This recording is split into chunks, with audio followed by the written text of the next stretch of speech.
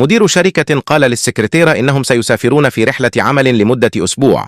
اتصلت السكرتيرة بزوجها وأخبرته بأنها ستسافر مع المدير لمدة أسبوع. لو هذا الاسم غالي عليك اعمل لايك واشتراك. الزوج اتصل بعشيقته وأخبرها بأن زوجته ستسافر اليوم لمدة أسبوع، وطلب منها أن يقضيا الوقت معا. العشيقة التي كانت تعمل مربية لطفل صغير أخبرت الطفل بأنها ستكون مشغولة الأسبوع القادم. الطفل اتصل بجده وقال له إن المربية لن تستطيع المجيء الأسبوع القادم، وطلب منه أن يأخذه في نزهات يومية لتغيير الجو. الجد الذي تبين أنه مدير الشركة اتصل بالسكرتيرة وأخبرها بإلغاء الرحلة لأنه سيكون مشغولا مع حفيده. السكرتيرة اتصلت بزوجها وأخبرته بإلغاء الرحلة. الزوج اتصل بعشيقته وأخبرها بأن زوجته لن تسافر وأنه لن يتمكن من رؤيتها. العشيقة اتصلت بالطفل وأخبرته بأنها ستأتي لرعايته هذا الأسبوع. الطفل اتصل بجده وقال له المربية ستأتي هذا الأسبوع. وهكذا القصة كلها كانت من تأليف شخص مستولى قام بكتابة